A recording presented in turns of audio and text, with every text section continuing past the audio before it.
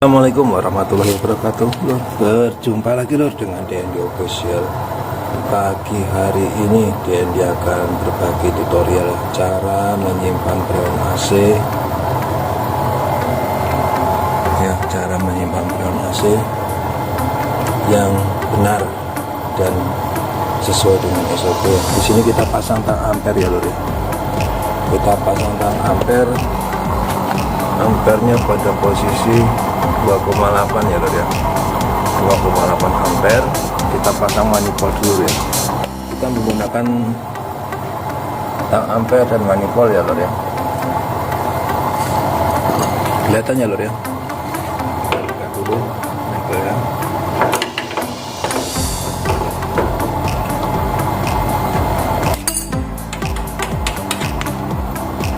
Kita lihat pada tekanan jarum manifoldnya nanti berapa dia. Yang biru nih loh ya, dilihat ya. Ini AC 3/4 PK ya, merek LG. Jenis freonnya masih menggunakan freon R22. Oke, tekanan freon di sini kita baca di 70 PSI. Oke, kita lakukan penyimpanan freon pada AC ini. Nanti kita lihat posisi ampere, dia akan turun dari 2,8. Nggak terlalu jelas ya oleh ampernya ya lor ya. Kita pindah dulu biar bisa terlihat agak jelas. Nah di sini kita pindah video kita di sini. Nah di sini ya. Nah kelihatan nggak lor ya? Kayaknya terlihat aja sih.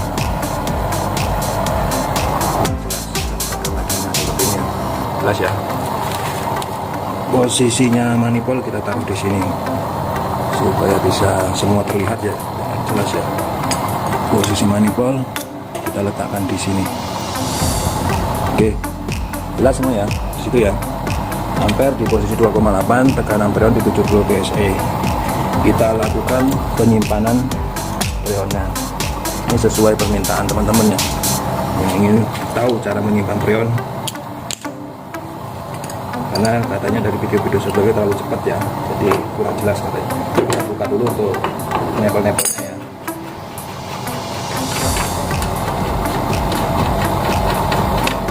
Jadi harus diperhatikan ya, untuk jenis AC itu ada dua terdapat pipa. Yang satu namanya pipa tekan dan satu pipa hisap.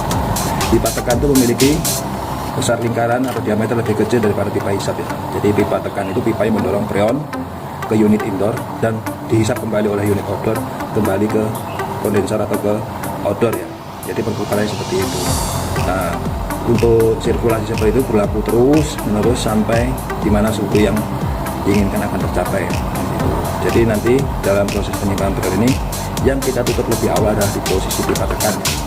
Di posisi pipa tekan dulu yang kita tutup. Nanti setelah itu baru di bagian pipa hisap yang terakhir kita lakukan penutupannya ya. Jadi harap diperhatikan benar-benar cara-cara penyimpanan freon ke dalam unit outdoor ya.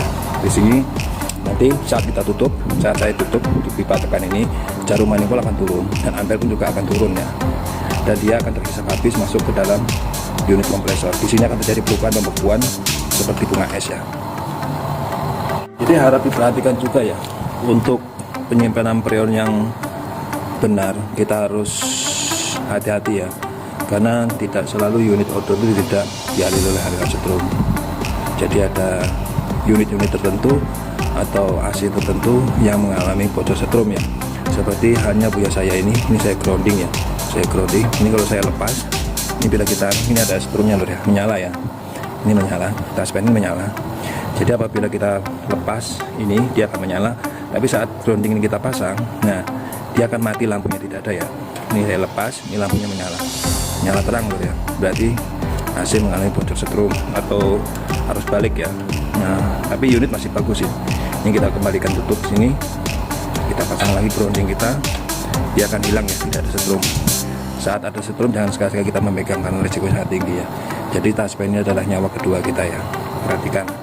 Oke, langsung saja kita lakukan penyimpanan. Perhatikan pada tang ampere dan juga jarum manifold serta pipa tekan ini ya.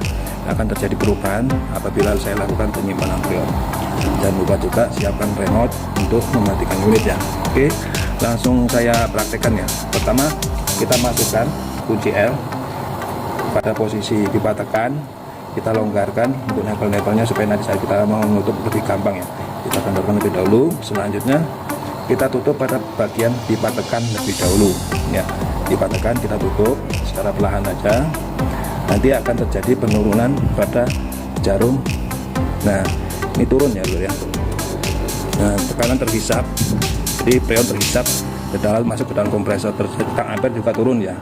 Nah, saat seperti ini dia akan terjadi perubahan es batu, ampere terus turun. Nah, ini terjadi bunga es batu ya seperti ini. Nah, saat ini baru kita lakukan penutupan pada pipa hisap ya. Apabila semua sudah tertutup, unit baru kita matikan. Oke. Jadi apabila unit sudah mati seperti ini lur ya, berarti freon semua sudah masuk ke dalam unit kompresor atau unit outdoor ya, berarti sudah aman.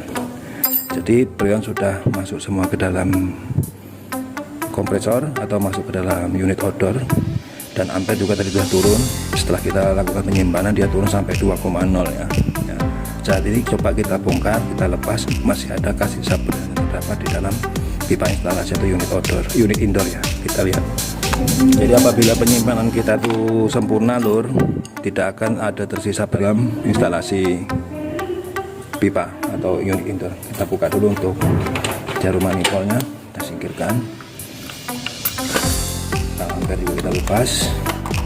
Kita buktikan, kita buka ya untuk instalasi pipanya. Adakah terdapat sisa freon yang berada di dalam pipa instalasi atau unit indoor? Kita lepas ya. Nah, seperti ini. Nah, bila kita lepas seperti ini, bila tidak ada tekanan freon yang keluar, berarti penyimpanan kita tuh sempurna ya. Nah, seperti ini ya. Jadi tidak ada sama sekali ya freon yang tersisa ya. Semua masuk ke dalam. Nah, masuk semua ke dalam unit outdoor. Yang pipa hisap juga kita lepas.